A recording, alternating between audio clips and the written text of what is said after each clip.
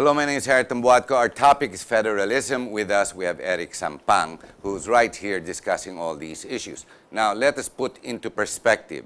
Our very president promotes this not because of self-interest, but very basically, he says this is the only way we can really go forward, a systems change. But what exactly do we have? Let's see, you have 18 regions. What is proposed is 12. So 12 states versus 18. You've got the judiciary, you've got the legislative, or what you call Congress and the Senate, a combination of both.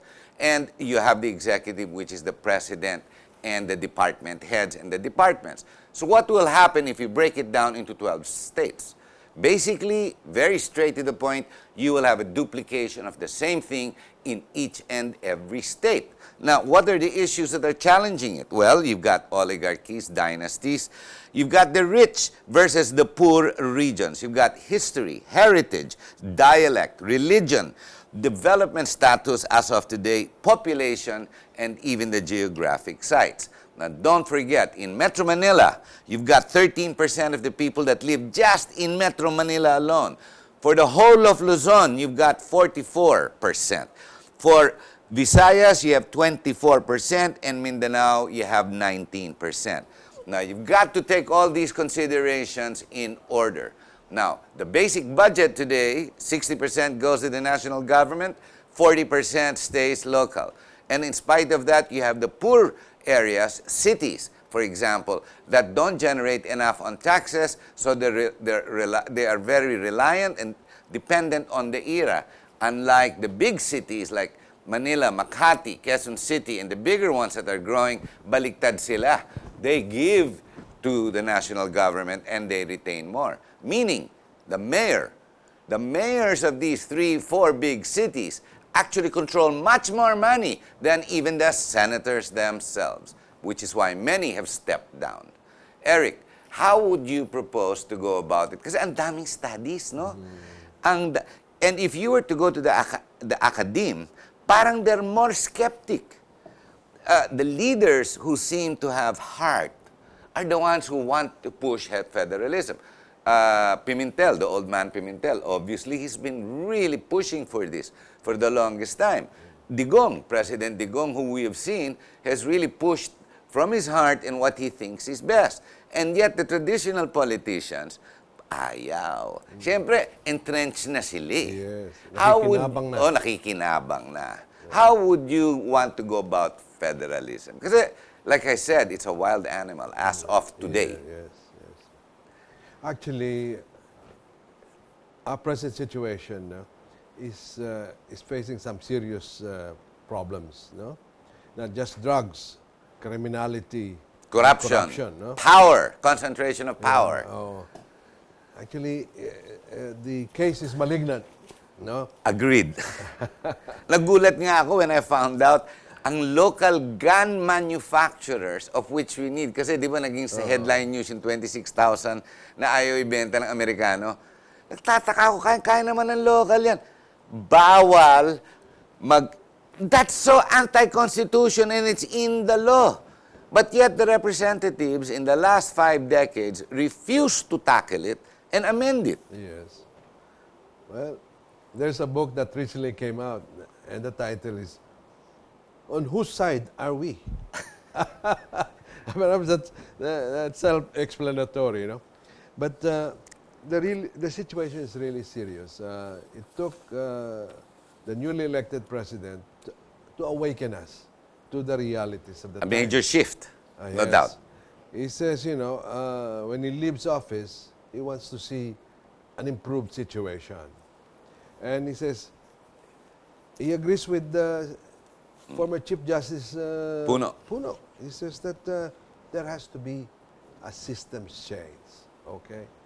Now, it's not going to be easy because there is resistance, natural resistance to change. No, but can we actually, do we have the talent? For example, 12 states, baka hindi kaya, Eric, mas maigi na 2 muna o 3 muna and then grow from there? Hindi kaya? It's just an idea, no? Actually, the question is left to the people to decide. We're going back to the old system of from Manila dictating the terms, the local.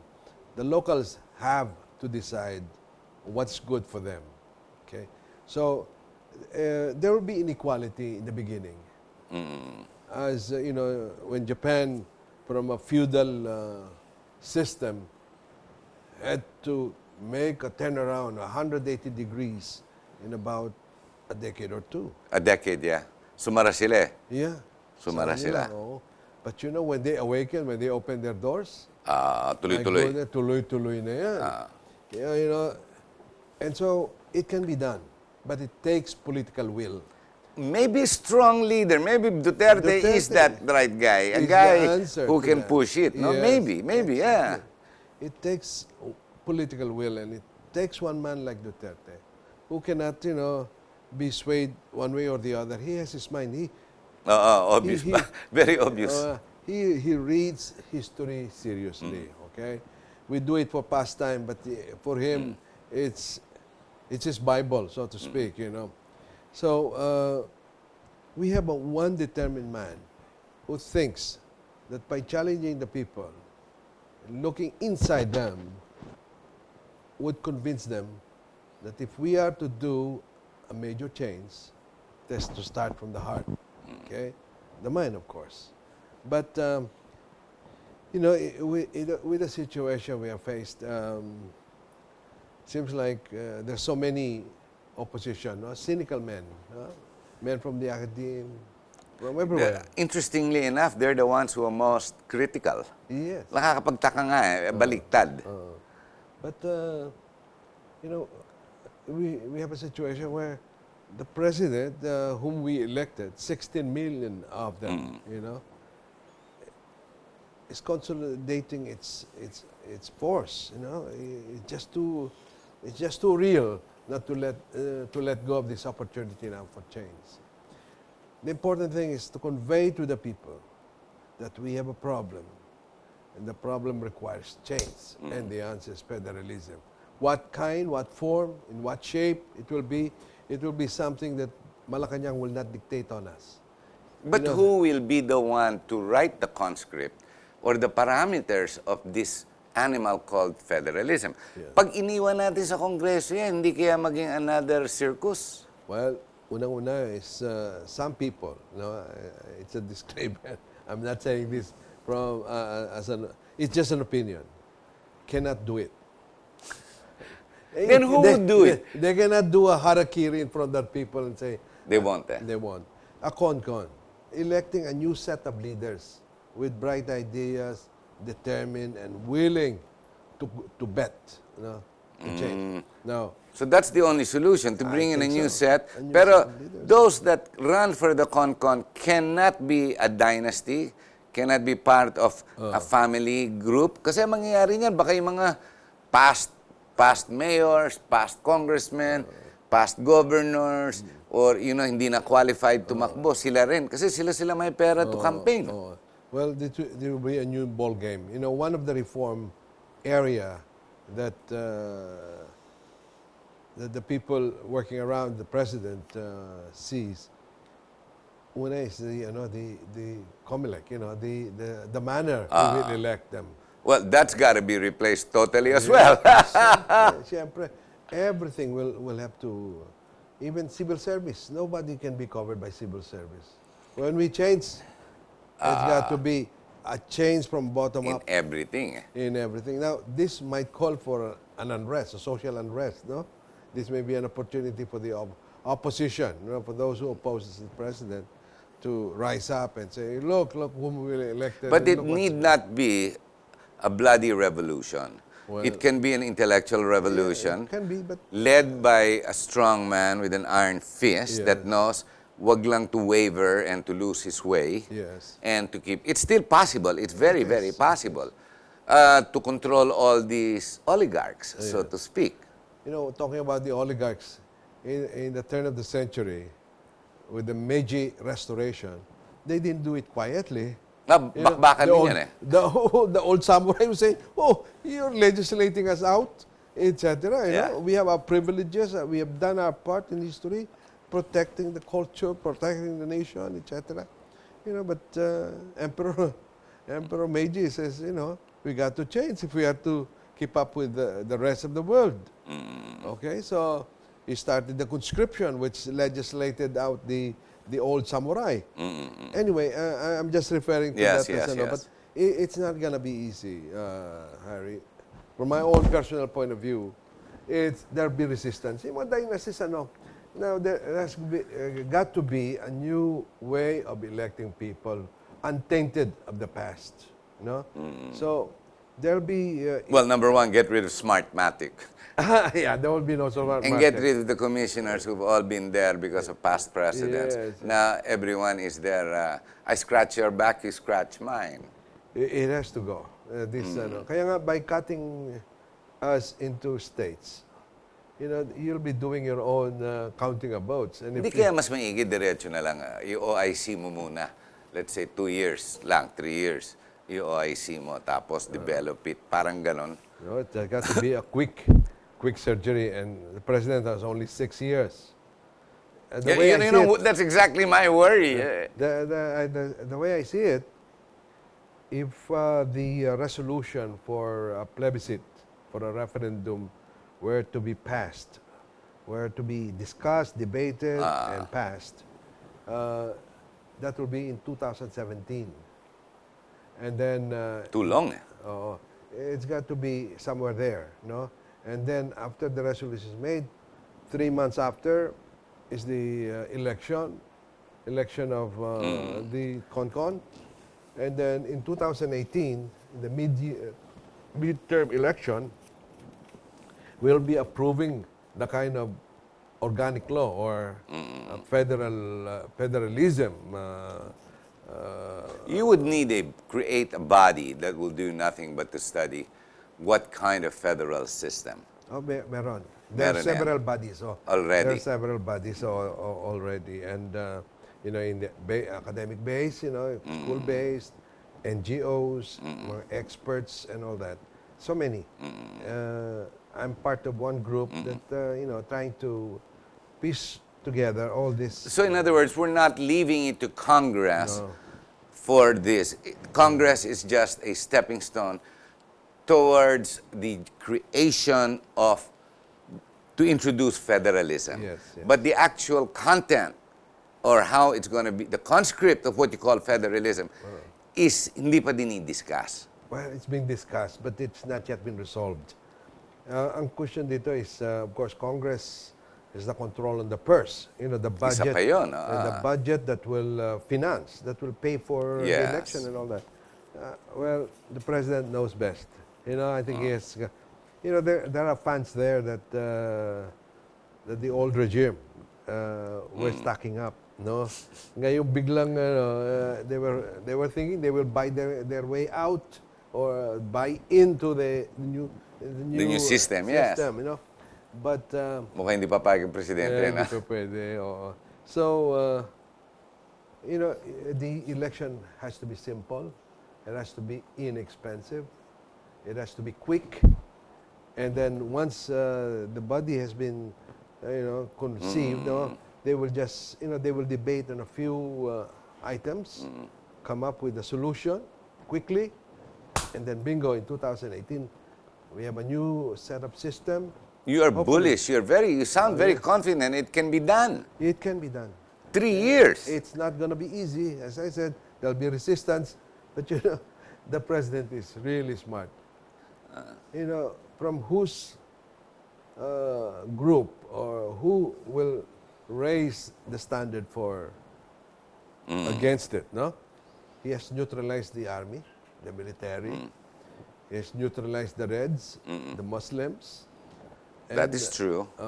So, itong mga yellow tards and all that, there'll be men on the streets, those who, just want some funfares. But, we've got the 16 million. Well, they are diminished. They are becoming a real minority. Yes. And hopefully they will just blow up and splinter into nothing. Exactly. Hopefully. Hopefully. But I worry about the conscript again, the parameters, the actual study of what the real content of federalism will be. Well, It's not easy. yeah. I didn't it's, realize. I only start uh, when I started reading and reading and reading and reading, and then I found out, wow, magulo pala yan. And then I realized President Quezon saying, I'd rather have a government run like hell by Filipinos than run like heaven by the Americans. Incorrect. Because that was when the Americans, when they were going to leave us, or well, they were in the verge of supposedly having left us, they were going to introduce the federal forms of government, hindi pumayag ang central government, which is Quezon, and yung mga those with interest around him, Vested which is interests. why what's happened now, Yes. 6 to 8 decades later, we are still nowhere. Yeah, exactly. So maybe history has to be rewritten Yes. and going in this direction. I agree with you on change. I agree with you we cannot stay for what we have today. Yes. But can it be done? And you're saying yes. It's- And you're also saying, you've been hinting that yes, people have been studying this. Yes, yes. Definitely. I'm in one of those groups. And I'm not saying that we are the majority. Yes, yes. But, there's so many, if this were to be debated tomorrow, there'll be enough people banging their heads, arguing which is better and which is more feasible than the others. The important thing here is the issues are very clear. It's it's not what they will debate on is Filipino experience. What will serve as our good example. We know the problems. We know about the dynasty. We know about the bankrupt Comelec. And we will plug the holes as we go along. Yes. So in other words, don't be too strict as if this is just a story you're reading. You've got to apply it to everyday life and to everyday people. Ako lang, suggestion ko lang, baka wag muna gawing too many states. America with 50 states took 100, 200 years to be born to what it is. Yes. Maybe we could start with just 3, Luzon, Visayas, Mindanao. Yes. Or cut Luzon in 2. So apat na states. That way, the duplication or the duplication of all the bodies of government, the 3 pillars, at least can be made or created. On the one hand, Harry, we have to keep the people busy. Like, for example, Mindanao. The Mindanao would not want to deal with the Maranao and with the problema. Sogs. Yeah, sila rin eh. So in Mindanao, 3 groupings. We're thinking of 3 groupings. And Pag-aralan. Visayas, we have the Ilonggos and the Cebuanos. Bangga din yan. Oh. And then in Luzon, we have Ay, nako, mas we have the marami. Ilocanos and the Tagalogs, and the north Bangga and the rin eh. south. No? Kaya it will have to be, the people must be engaged in processing the change. Now, as I said, the president has ensured that no one will mess up with you. You discuss what you want, what you need, etc. But it without will happen. interference. It has got to be there. That's what you call resolve. Yes. Di ba? So, if, like you're saying, sinabi na ni President Digong, that's a resolve. This is what's going to happen. That's what's going to happen. Yes. The issue now is, are you going to be part in building it or are you going to be against it? Parang ganun lang yun. Yeah. Correct me if I'm wrong. Exactly. Do we have the talent? We do. We never run out of talent, yeah. Okay. Eric, we're going to have to end the show. Your last words to the viewers. My beloved people, our listening public, watching this program, one thing I ask of you is to resolve in your mind about the urgency of solving the crisis in confidence. For a long time, we think that we cannot solve our problems. Now we have a president who says, we can solve our problems in the manner you want it. I'm not going to tell you how, but, resolve to change. It begins in the heart. And then let's find some way where we can bring the gap between the rich and the poor a lot closer. Now, we have a situation where the forces that were fighting before are now quiet. thanks to the effort of the president. And so there will be no forces that will stop you from doing what you want. We got them in the corners. Let us resolve to find a way by which we can bring a change to our present situation. Corruption, addiction, economic freedom. By having a federal government, more opportunities, economic opportunities will come to our country. Now that we have loosened up the grip on the power that forces that seem to constrict us from doing our thing, it's not there anymore. Or at least we have a president who will support us to find a solution to our economic problems. Topmost in the mind of the president is actually economic. He wants more food on the table, cheaper food, a more peaceful country. And so with that, what more could we ask? Now we ask ourselves, what do we bring on the table? The determination, the willingness to change, the willingness to sacrifice. And it's gonna be easy, but we got to do it. We don't want to leave the present, situation to the next generation being the way it is. We are not giving up. We're in a generation where it says, this is the generation that will end all this discrepancy, the inequality that has been there for the last 5 decades. We missed the opportunities to change. Now is the time to make the change because we have a president who has the political will to make things happen in the favor of the Filipino people. The poor people are top in his mind. He wants them to find the economic freedom, the economic liberty, to find the satisfaction of enjoying the fruits of our country. So let us pray because we cannot do it alone. Thank you, Eric. There seems to be a growing cynicism that's going around. It's called murmurs, especially on Facebook. Whoa, all of a sudden everyone's so bold, hiding behind names and identities that are difficult to find. We cannot achieve growth and success if we are to keep doing this. We need to act as one.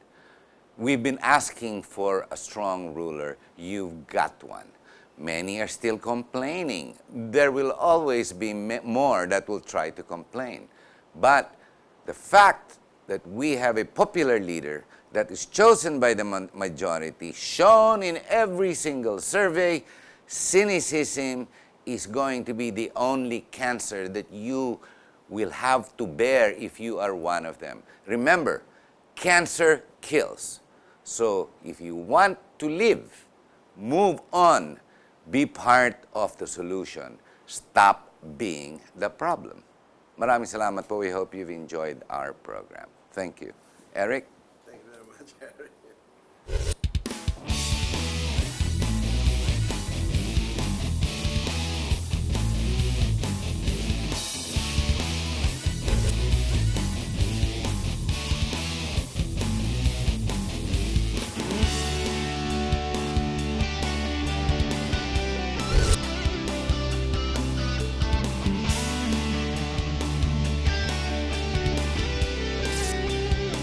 You are what you watch.